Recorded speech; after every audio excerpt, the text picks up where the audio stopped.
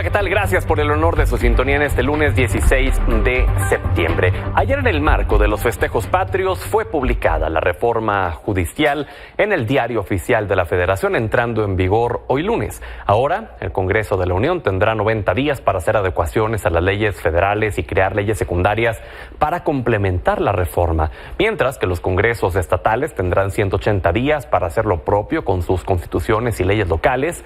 El Senado contará con 30 días para publicar la primera convocatoria sobre la elección de jueces, magistrados y ministros en 2025, por lo que deberá estar lista a más tardar el 15 de octubre.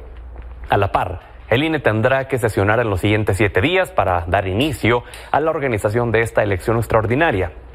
Para el tema de las impugnaciones, correrán 30 días para que se puedan presentar ante la Suprema Corte. La Comisión Nacional de Derechos Humanos adelantó que no interpondrá acción de inconstitucionalidad en contra de dicha reforma. En un comunicado consideró que transparenta un sistema hasta hoy que había permitido dilaciones en los procesos judiciales, impedir el acceso a la justicia pronta y expedita, mientras que la Barra Mexicana, Colegio de Abogados, en conjunto con la Facultad de Derecho de la Universidad de Stanford, aseguraron que la reforma politizará el Poder Judicial y que representa una amenaza para el Estado de Derecho. Mientras que el vocero de la bancada de Morena en San Lázaro, Arturo Ávila, afirmó que con la publicación de la reforma judicial se ponen fin los privilegios, excesos y conflictos de intereses de jueces, magistrados y ministros. También secundó la postura de su coordinador parlamentario, Ricardo Monreal, al subrayar que no existe ningún recurso que los opositores puedan recurrir para frenar la reforma. Por cierto, la Cámara de Diputados discutirá esta semana las reformas constitucionales para traspasar la Guardia Nacional a la Secretaría de la Defensa, que otorgaría a la corporación la facultad de investigar delitos bajo la coordinación del Ministerio Público y la que reconoce plenamente los derechos de pueblos indígenas y afromexicanos. En cuanto a sus sistemas normativos y especificidades culturales para decidir sus formas internas de gobierno y elegir autoridades. Y precisamente el Senado ya se prepara para recibir los dictámenes de ambas reformas una vez que están aprobados por la Cámara Baja. Vamos contigo, Liliana Padilla, cuéntanos qué se viene. Buenas noches.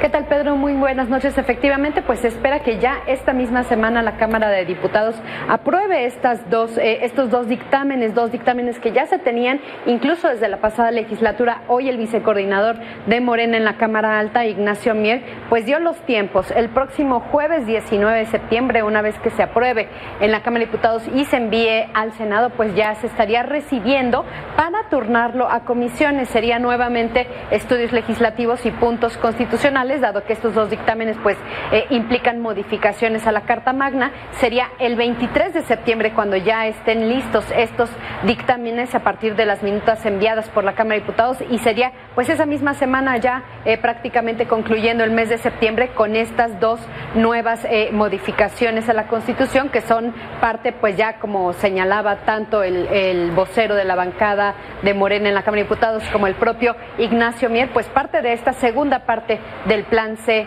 de Morena y de las iniciativas que presentó el presidente de la República en febrero pasado. Pedro. Pues vamos a estar atentos. Esto apenas comienza en el tema legislativo. Vienen tiempos intensos, Liliana, al pendiente de tus reportes, por supuesto. Buenas noches.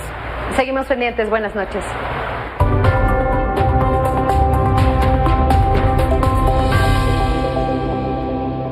Por supuesto, vamos a hablar de esto en Punto Medio. Le agradezco a Jacqueline Hinojosa, presidenta del Organismo de Mujeres de la CNP del PRI, Damián Cepeda, ex dirigente nacional del PAN, Braulio López, ex coordinador de Movimiento Ciudadano en la Cámara de Diputados, y Guillermo Santiago, diputado federal por Morena. Bienvenida, bienvenidos. Buenas noches. Buenas noches, ¿cómo están? Gracias por estar aquí en Puente, por darse el tiempo con las lluvias fuertes que están. Sí. Y es que no es para menos, ¿no? Tenemos mucho de qué platicar y me gustaría que comencemos por una pregunta que planteaba hoy el doctor Ricardo Monreal en uno de sus tweets en X, que decía que la pregunta era: ¿se llevó la discusión bajo las normas legislativas, legales, esta reforma? Jackie. A ver, yo creo que Morena y la 4T se consolidó, o sea, ¿cómo es? Consagró. Consolidó como fascista, sorda, mentirosa, ciega a un 46% de la población que no votó por ustedes. Se brincaron en el Senado una mayoría que no tenían. No se brincaron, la compraron, ¿no? Lo vimos. Entonces Morena se desenmascaró. Morena termina el sexenio de Andrés Manuel como lo que es la gran mentira al pueblo de México. Guillermo. Pues bueno, buenas noches a todos. Contento de estar aquí con ustedes. Son palabras fuertes las que están diciendo, pero ¿Te primero, puedo decir más? pero primero yo creo que hay que tener una cosa muy clara. Que el PRIAN está en decadencia. Se dice en la resistencia, pero son la decadencia más bien. Y lo voy a explicar por qué. En el 2012 tenían 230 distritos, 2018 82 y ahora 44. Tienen que reconocer que hay un rechazo general de la gente, del pueblo de México, a lo que ustedes hicieron. En el 2012, cuando se unieron en el Pacto por México y que aprobaron varias reformas, como la reforma energética, la educativa, engañando al pueblo. Nosotros no engañamos a nadie. ¿No? Porque desde la elección, se planteó cuáles eran las reformas que íbamos a impulsar, y la reforma al Poder Judicial estaba en el tintero permanentemente. Siempre estuvo ahí. Entonces yo creo que algo que tenemos que tener muy claro es que la mayoría que tiene Morena con sus aliados es legal y es legítima. La del Senado. Es legal, es legítima. La del Senado. Es legal y es legítima. La ¿Y del por qué Senado. lo digo? ¿Por qué lo digo? Ah, caray. Porque Está la legalizando la votación, corrupción. porque la votación que tuvimos fue extraordinaria. En la elección El pasada, Senado. de cada 10 mexicanos, 6 mexicanos votaron por la doctora Claudia Sheinbaum y el 56% por los Del legislativos. 60% que votó. O sea, Exacto. tampoco, Porque- un 40% que no salió a votar. Pero vamos a dejar que termine Aquí es y vamos importante, a es pasar importante por- decirlo, porque ahora está el PRIAN nuevamente diciendo que cómo es posible cuando en el 2012 con el Pacto por México, a espaldas de la gente, reprimiendo a la gente, y no me lo van a contar, yo estuve ahí marchando y protestando en el Qué bueno, Senado. me da gusto. Y ahora me sorprende que dicen que somos autoritarios cuando nosotros hemos actuado con el respaldo de la gente, con el respaldo del pueblo. No hay un solo detenido de todas las manifestaciones que hubieron ahora, ni uno solo. Solo el papá del Senado. No. Y Ok. eso es falso. ¿No? Eso A es ver, falso vamos. completamente. ¿El papá del senador? Dijeron que en el Senado que el caray. senador No, de te digo que Campeche una estaba cosa bien detenido bonita, y o sea, fue completamente falso. Y no reprimieron Es afuera del impresionante, Senado. es No impresionante, reprimieron. completamente A ver, falso. Jackie, Guillermo, Damián, estaban hablando del PRI y del PAN. ¿Te gustaría tomar la palabra? No, pues digo, yo no vengo a eso, para adelante, si quieren ahí agarrarse con ello. Mira, a ver, la realidad es la siguiente. No logró Morena el voto que dice tener. Tuvo 54% de los votos, fue una victoria aplastante. Yo no la demerito, aplastante, 60% con Claudia Sheinbaum, no más que ni el 60% ni el 54% del Congreso es 2/3 partes, pues. Entonces, no es legítima para hacer esos cambios. Lo lograron por una sobrerepresentación que en efecto se venía haciendo así malamente por el tribunal, que le hemos impugnado N veces, ¿no? Y que es incorrecto, que da una representación artificial. Segundo, a mí me parece que hoy yo lo que veo es una triple tragedia. Y déjame entrar al fondo del tema. La primera tragedia que le veo a México es el que se haya aprobado una reforma dañina. Yo sí creo que se tiene que mejorar el sistema de justicia. Claro que le hace falta salir adelante, juicios más rápidos, justicia más barata, más accesible para la gente. Es el tema importante, hombre.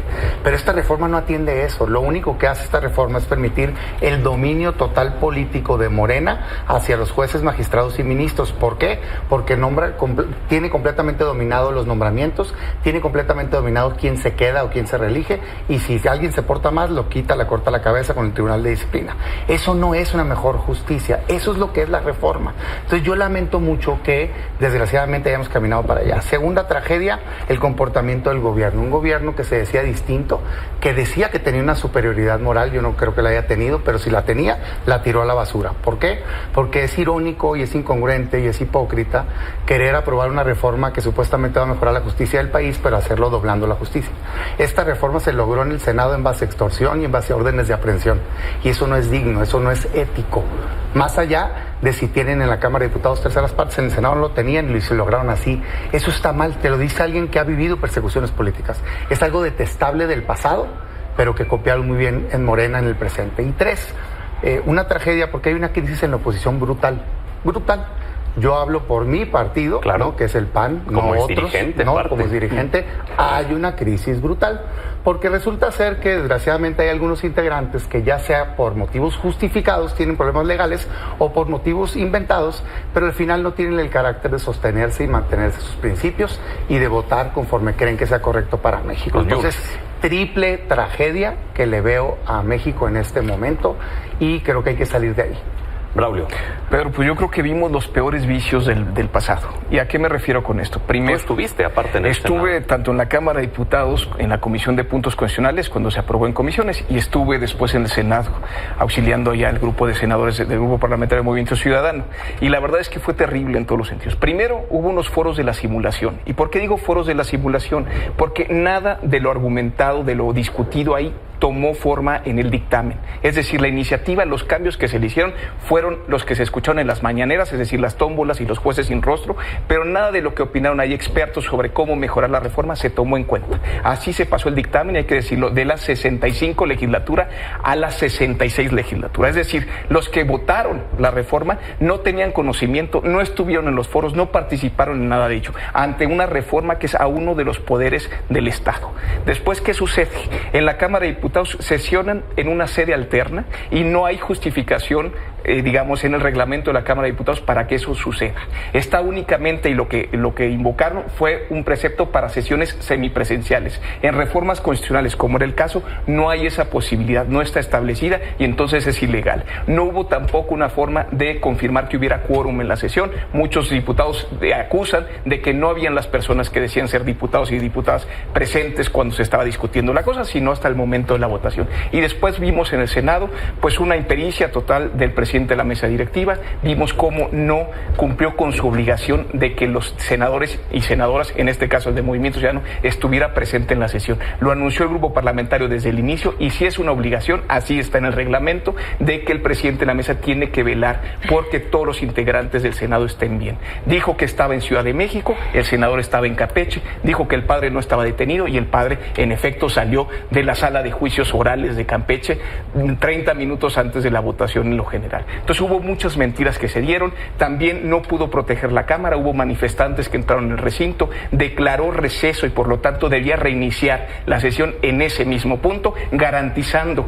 la seguridad de todos los senadores. En cambio, se fue a una sede a Jicotencat y ahí se llevó a cabo todo el proceso. Es decir, hay unas violaciones evidentes de este proceso, más los vicios que ya mencionaba el senador Damián, que mencionaba a Jacqueline, que eran evidentes que fueron los peores vicios del pasado, concentrados en 10 días de inicio de legislatura. Guillermo, ¿qué respondes a todo esto? Pues yo creo que la falta de autocrítica del PRIAN, que es una realidad, es impresionante. El PRI tiene una bancada de 33 diputados y se federales. mantuvo firme la con México. bancada más chica de su historia. Orgullosamente con México. Y a pesar de eso, siguen con la misma narrativa. Criticaban y juzgaban con mucho entusiasmo que Andrés Manuel se iba a reelegir y los que terminaron reeligiéndose fue el presidente del PRI y el presidente del PAN. La autonomía Ahora, de los partidos es diferente. ¿Qué queremos? ¿Mafiocracia o democracia? Porque aquí es algo importante que decirlo. Claro. Veamos, miren, por ejemplo, este gran y famoso acuerdo que el dirigente del PAN hizo público, en donde con Alito, presidente del PRI, acordaron la repartición de notarías, secretarías, pero algo muy importante, la ratificación de un magistrado. Entonces, aquí la pregunta es, ¿los vicios los siguen cometiendo? Porque lo que no quieren, y yo difiero contigo, Damián, lo que queremos con la reforma al Poder Judicial es que el gran elector, el último elector, sea el ciudadano, sea el pueblo, sea la gente, y no acuerdos políticos que en lo oscurito, que con corrupción se hacen a costa de las y los ciudadanos. Y termino con lo de Campeche. Termino con lo de Campeche rapidísimo. Ahora, es impresionante cómo Clemente ese mismo día en el Senado dijo que estaba detenido el senador, retenido, y lo cual fue falso completamente. Por supuesto que no. Falso completamente. Por supuesto. Entonces, era su papá. no quieran echarnos la culpa a nosotros de su falta de operación política. Damián levantó la mano, quería responder algo que estabas diciendo. Esto que estoy viendo aquí lo vi también en el Congreso. ante la falta de argumentos de la reforma al Poder Judicial, porque no le he escuchado absolutamente nada pues al representante de Morena ni a nadie, lo único que saben decir es que hay corrupción, es que hay nepotismo, de acuerdo, güey, hay que corregir eso. La reforma no corrige eso, pues. A mí estos temitas y cartelitos y la pues, está bien, pues, sácalos allá en la primaria, no sé, o sea, no me dicen absolutamente nada. A diferencia de ustedes, nosotros mismos, o cuando menos un servidor, es el que ha criticado eso. Exactamente esos acuerdos que firmaron. Yo como militante desde adentro con valentía he dicho, eso está mal, así se obra, como deberían ustedes decir, está mal que anden extorsionando a senadores, wey, que anden girándoles órdenes de aprehensión. O sea, es que uno tiene que ser congruente en la vida. Claro que está mal, pésimo, terrible, por eso debe de salir esa dirigencia, para acabar pronto, ¿no? Bueno, el tema central es México y su justicia. Esta reforma lo único que hace es empoderar al partido en el gobierno, politiza la justicia.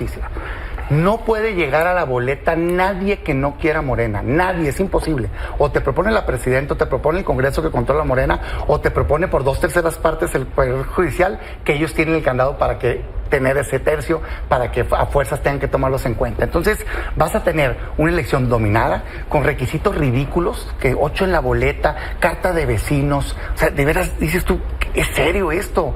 Después te va a hacer una elección donde en la Ciudad de México va a haber 4,000 candidatos. 4,000 candidatos en boletas. ¿Cómo vas a poder elegir ahí? Okay. Y después, si se les cuela uno, bueno, un tribunal que no tiene instancia superior, el tribunal, ya sé que hay 2 instancias adentro del tribunal, el tribunal no tiene superior para correr al que se porte mal. Claro. Esto lo único que hace es politizar la justicia, no mejorarla. ¿Quiere responder rápido a lo que acaba de decir Damián? Sí, claro. Que continúe Jackie y Pablo, porque si no, nos quedamos nada más entre ustedes. 3 contra 1, no hay broma. Sacamos los palabras. ¿Están seguros? Muy interesante pues tú punto. estás acá. Estimado Damián, muy interesante punto de vista, pero 36 millones de mexicanos y mexicanas pensamos distinto. Sí. Porque, ojo, no es el cartelito, es la acción en el que las cúpulas partidarias y políticas de este país... Son 2/3 partes, nomás contéstame eso. Para elegir 36 millones, son 2/3 partes de los mexicanos, ¿no? En lo que no estamos de acuerdo es que las cúpulas políticas partidarias elijan eso. Eso es lo que vas a hacer. No. ¿Sí o no? Para nosotros Morena va a elegir a los candidatos. Escucha. Nomás contesta, pues. No. Para nosotros sería más cómodo que las cosas se quedaran como están. Tenemos las 2/3 partes para elegir los próximos 3 ministros. Y estamos renunciando a eso. A para cambio que vas a nombrar 1,700 jueces y magistrados. A cambio de 3 ministros vas a nombrar 1,700 jueces. El último elector. La gente será el último elector. De los candidatos de Morena. Pero levantó la mano y luego pasamos contigo. Jackie, quería responder a lo de Campeche. Es que creo que hay una irresponsabilidad mayúscula. ¿Y a qué me refiero? A mí me tocó con muchísimos legisladores de Morena, sea de diputados o de Senado, que no estén de acuerdo con la reforma. Y ya hablamos de vicios increíbles, pero realmente a mí lo que me entristece más dentro de esto es gente que sabe que está mal y la apoya y la vota a favor. Y eso me parece lamentable, porque sí, la gente les dio una mayoría de votos para efectos de que mejoren al país, que mejoren la justicia del país, no para que destruyan al Poder Judicial. Eso realmente la gente no es algo que valoró, y no seamos ingenuos en eso. La gente les confió a ellos y es una irresponsabilidad que, sabiendo que está mal, le están votando a favor. Este es un daño a la República muy evidente y una irresponsabilidad de quienes hoy, bueno, en estos días, le están votando a favor y todavía la siguen defendiendo, algo que realmente es indefendible. Vemos ya comentaristas muy cercanos a Morena haciendo críticas sustantivas a esta reforma. Vemos gente desprendiéndose de esta reforma porque es sumamente dañina. Entonces, dejen de ser irresponsables. Yo les hago una petición enorme, porque realmente el daño que le están haciendo a todas las familias del Poder Judicial, a familias que se entregaron a hacer esta actividad correctamente y que no les han dado una explicación de que ni son corruptos, de que ni hay problema de nepotismo, ni mucho menos, están corriendo a todos por igual. Okay. Y realmente ellos, conforme a las reglas del Estado mexicano, se ganaron un lugar y desempeñaron bien su trabajo. Jackie. No, ahorita te voy a dar para que nos expliques. Yo quiero darle beneficio a la duda a Memo de que leyó toda la iniciativa y la reforma. Tengo varias preguntas. ¿Cuánto va a costar? ¿No? 1. ¿Se va a votar por circuitos, por distritos? ¿Cuánto va a costar la infraestructura? Porque aparte el tribunal que va a juzgar a los juzgadores va a tener una unidad de investigación para investigar, ¿no? Entonces, ¿cuánto va a costarle al pueblo? 3.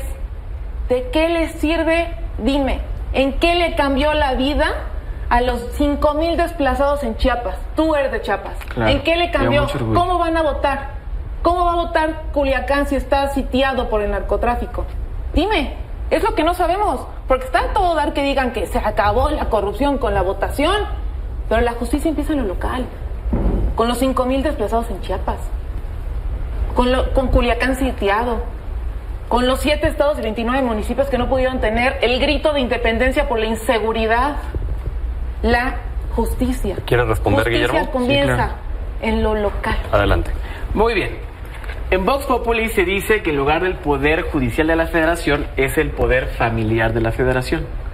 Según datos del propio Consejo de la Judicatura, el 46% de los trabajadores del Poder Judicial cuentan con uno o más familiares dentro del Poder Judicial. ¿Como Andrés Manuel? Es detestable.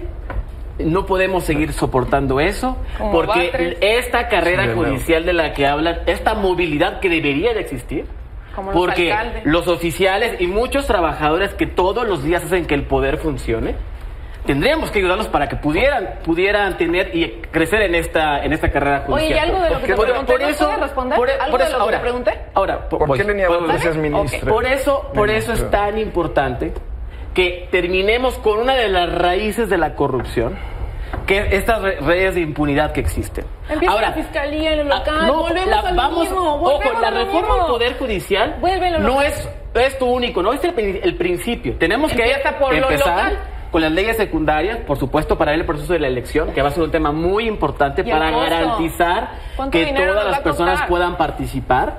Y todo acto democrático vale la pena. Entre más democracia, mejor para ¿Cuánto todos nos va a y para costar? todas. Eso es lo más importante. ¿Ok? Mira, haciendo un esfuerzo por tomar y agarrar parte del debate central, pues, ¿no? En efecto hay un problema de nepotismo, no solo en el Poder Judicial, también en el Poder Ejecutivo. Y mira, nomás porque no me gusta a mí la politiquería, pero te puedo poner ejemplos, pues, desde el principal, ¿no? Entonces, pero, pues, bueno, la voy a dejar pasar. Ese problema de nepotismo se sacó a la luz por primera vez por un consejero jurídico, Felipe Borrego, hace mucho tiempo, de hecho, en la época donde gobernaba el PAN. Y era gravísimo el problema. Y a partir de ahí se empezaron a hacer cambios y se empezaron a hacer concursos. Tan es así que en la última reforma que impulsó el hoy asesor de la presidenta de la República entrante, Saldívar, entonces presidente de la Corte, una reforma mala, pero el único punto bueno que sí traía era precisamente atacar eso, al grado que en su último informe él dice que acabó ya con el nepotismo y con la corrupción. Hoy por ley, no sé si sepas, pero por ley se concursan todos los cargos, desde el oficial, el actuario, el secretario de acuerdos, el secretario proyectista, los jueces y los magistrados. Podríamos mejorar sin duda el mecanismo de los ministros. Yo creo que hay que quitarle la facultad a la presidencia. Pero, digamos, si fuera a atender ese tema ya lo atendimos en esa reforma y se está implementando. Ese es el problema. O sea, yo sí comparto el diagnóstico hasta cierto punto. Oye, que hay corrupción, que hay nepotismo, que tenemos que mejorar esto y lo otro. De acuerdo. Lo que pasa es que la reforma no cuadra, o sea, la enfermedad no cuadra o el diagnóstico no cuadra con la medicina, pues. Lo que necesitaríamos es una reforma que haga juicios más rápidos, justicia más cercana a la gente, ¿no? Y que resuelva los problemas de fondo. El 70% de los juicios son civiles y familiares. El gobierno se confunde, piensa que todos son con él. Le importa lo fiscal, que es donde bajan el plazo nada más. Es así el tamaño de lo fiscal. El tema principal para la gente son patrias potestades, custodias de sus hijos, alimentos, divorcios, herencias, compraventas, rentas. Okay. Nada de eso toca la reforma. Por eso digo, es que es una reforma que nomás es política, empodera a Morena, es todo lo que hace. Braulio. Pues sí, además decir que daña procesos que estaban digamos, en implementación. El Código Nacional de Procedimientos Civiles y Familiares era algo que se estaba implementando. El tema de la justicia laboral, por ejemplo, que se hicieron tribunales laborales con el tema de cumplirle al tribunal, al Tratado de Libre Comercio, al TEMEC nuevo. El tema es que es tan evidente y lo burdo que se está haciendo que no se afectan tribunales que sí dependen del Ejecutivo, como el Tribunal Agrario, como el Tribunal Administrativo y como los tribunales militares. Eso no los tocan en absoluto. Lo único que tocan es lo que no tenía bajo su control el Poder Ejecutivo. Si quisieran democratizar todo, ¿por qué no lo están haciendo en estos espacios? Es evidente lo que están buscando, es un control de la justicia, están buscando justo que tengan jueces a modo, es un mercado de jueces de consigna lo que van a realizar y lo que es penoso, es decir, con estos altos valores que siempre mencionan, están de verdad verdad dañando, y porque vas a ver, no hay ningún elemento que hablen de lo que la reforma en sí trae de beneficio, simplemente hablan de estos valores más ambiguos, diciendo que los están procurando cuando no hay nada en el diseño institucional que permita decir que va a haber una mejor justicia con esta reforma de la que hay ahora, por más que la de ahora es sumamente deficiente. Vamos con una última intervención de cada uno, por favor. Guillermo, adelante. Yo quiero decir algo muy importante. La reforma no empodera a Morena, la reforma empodera al pueblo. Al pueblo que históricamente han despreciado ustedes. No. Claro, el PRI históricamente ha despreciado a la gente. El pueblo trabaja en el Poder Judicial también. El PRI históricamente despreció mi tierra, a Chiapas. También trabaja en el Poder Judicial. El PRI históricamente, por eso es el partido más repudiado en este país. Es el partido más repudiado en este país por todo lo que han hecho a nuestra tierra y a nuestro país. Ahora, yo creo que tenemos que tener la responsabilidad, también la oposición tiene una posición responsable, porque el no y no propusieron. Así que Movimiento Ciudadano hizo una propuesta, claro que pero, ojo, claro que sí, porque solo que no escuchan. cuando gobernaron 80 años este país y no tocaron ese punto. Hasta ahora resulta que son los paladines de la justicia y la verdad, cuando no ha sido así, cuando en los hechos no han buscado ni la democracia, ni atender al más pobre. ¿Y por qué hay un rechazo de la gente hoy con la impunidad y la corrupción que hay en el Poder Judicial? Porque no tiene acceso a la justicia. Empiezan a lo porque es un pueblo que no ha tenido acceso a la justicia, que ha vivido el oprobio y el olvido de la injusticia en este país. Y empieza lo local. Les pedía que fuéramos concretos. Lo más triste de todo esto, o sea, de verdad lo más triste, y lo dije al inicio, se les cae el discurso, se les cae la congruencia. Lograron una mayoría en el Senado que no tenían, porque no la tenían, comprando 2 senadores del PRD. O sea, ¿aceptas que compraron al senador de Movimiento Ciudadano? Ustedes. Bueno, es que está en duda. Yo no lo voy a juzgar, pero si yo fuera él, yo si fuera él. Tiene las pruebas, tú, si fuera como ese acuerdo político. Déjame hablar. Bueno, así como me interrumpes, igual. Adelante, Jackie. ¿No? Compraron primero a 2 del PRD, con su kit del bienestar, ¿no? Entonces te dan tu morralito del dinero, tu carpetita de investigación, con impunidad, con impunidad incluida. No somos el PRI. Y el agua bendita para hacer lo que tú quieras. Y luego compraron a los Yunes, ¿no? Y todavía los arropa, qué asco, de verdad qué asco. Los arropa un supuesto violador, y también otro está acusado de pedofilia, y digo supuestos para no decir que lo son. Esa es la impunidad de Morena. Y el de Movimiento Ciudadano, mira, yo en su lugar, mi papá perfectamente hubiera entendido, o mi mamá, o mi hermana, o a quien quieran perseguir de mi familia, que la patria va primero. Así que le falló una vez al país. Espero que con la acción de inconstitucionalidad se una a los senadores y analice bien lo que hizo ese día, porque Movimiento Ciudadano se lava las manos igual de que son muy santos y defensores de la patria, pero a la hora de la hora, el que defendió al país fue al bueno, ya empezó el pleito de quién defendió más. Braulio. Pues mira, vamos a los hechos. Movimiento Ciudadano es el único partido político de oposición que no ha dado un solo voto a favor de la Nada más reforma. faltó. Solo faltó uno. Nada más faltó. Nada más. Veamos todas las votaciones en los congresos locales, los votos que le dio el PRI en Durango, en Oaxaca. Es incuestionable lo que está sucediendo. Lo ha dicho el coordinador parlamentario del Movimiento Ciudadano. Si hay dudas razonables, el senador Barrera tiene que responder. Y tiene que decir, pues dejen que responda.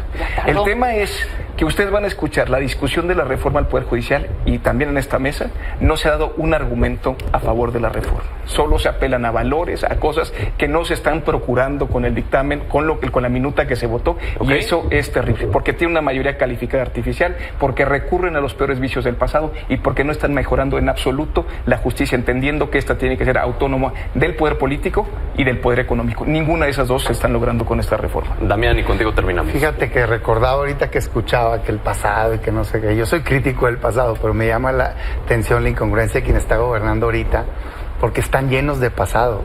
En un debate en el pasado proceso electoral, no había un solo candidato a gobernador de Morena, y se los demostré, que no viniera de uno de los partidos que tanto critican del pasado. Uno solo.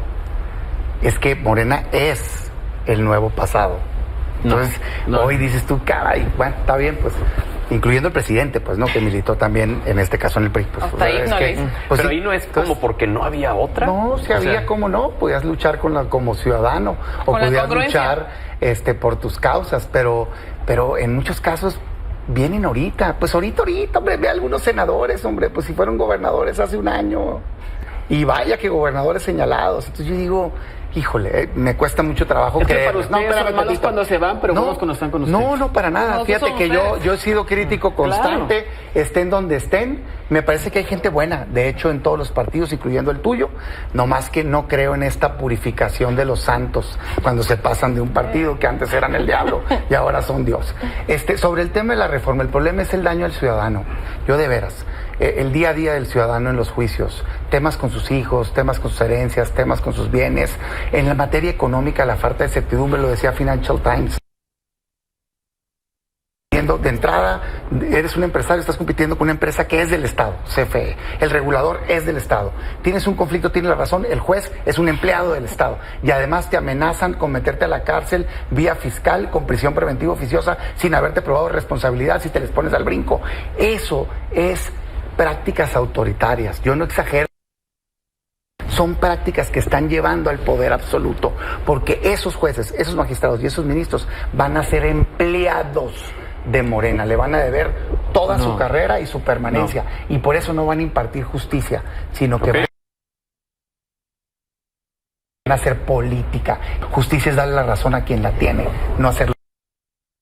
Tiempo, ¿quieres 30 segundos? Claro, pues yo nada más compartir que la reforma al Poder Judicial es un logro del pueblo de México, es un logro de 36 millones de mexicanos y mexicanas que decidieron por este cambio. Evidentemente hay mucho escozor en el PRIAN, porque ese viejo régimen político ha llegado a su final y no vamos a permitir que regrese.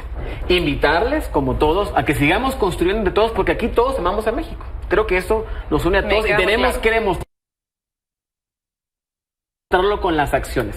Y aquí seguiremos. Y difiero, habemos jóvenes como yo que empezamos desde abajo, siendo hijo de una maestra jubilada de Chiapas, pues, que ha llegado hasta aquí. Yo no dije que todos. Y seguiremos luchando para que el pueblo llegue a espacios de incidencia. Dime sí o no, no era uno solo que no tuviera militancia de esos partidos que tanto criticaste hoy en la mesa. Hombres sus y candidatos mujeres de lucha son los que han llegado a ser gobernadores de nuestro partido. Muy bien, seguiremos platicando. Nomás porque me caí en el de tu estado, no te puse Para bajarle la temperatura rápido porque me van a matar en mi casa. A ver.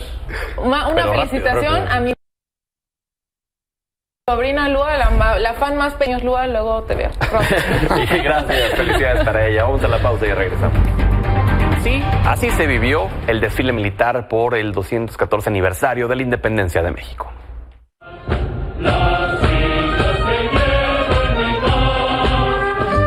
En un hecho inédito, las Fuerzas Armadas ofrecieron subordinación a la presidenta electa Claudia Sheinbaum a unos días de que asuma la presidencia.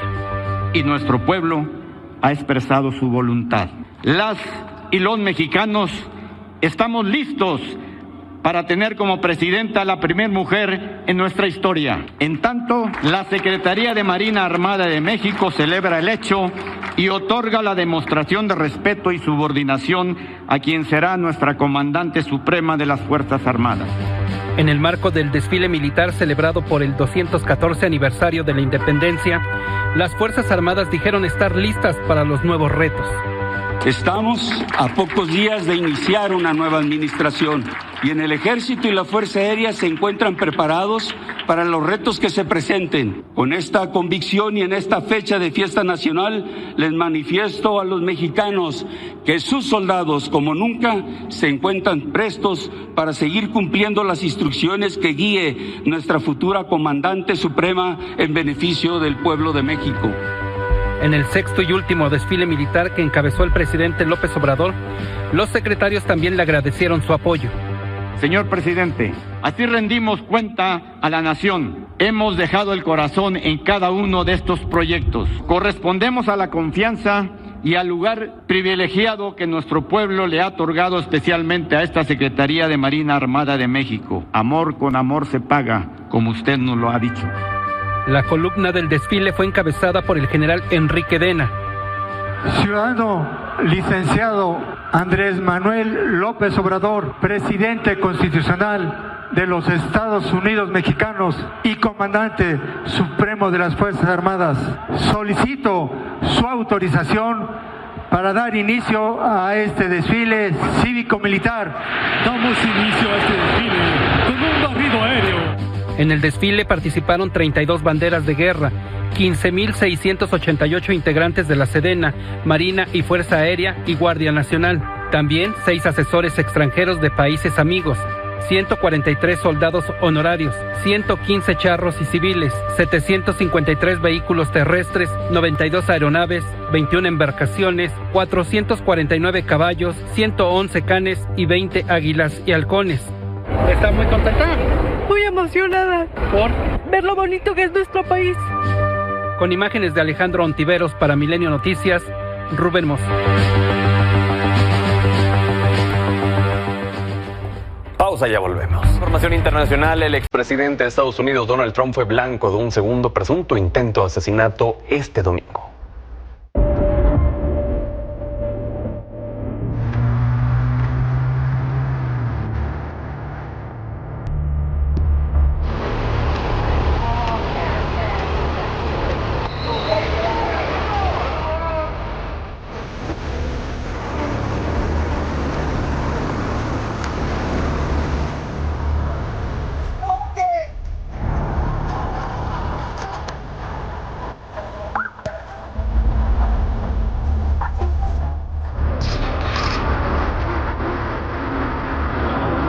I've had a conversation with the former president. We've explained and we've worked with the campaign. The president is aware that he has highest levels of protection that the Secret Service is providing him. We did yesterday proves that the system can work because the suspect didn't even get close to getting a round off, and we apprehended him and brought him to justice. So we're very, very proud of that.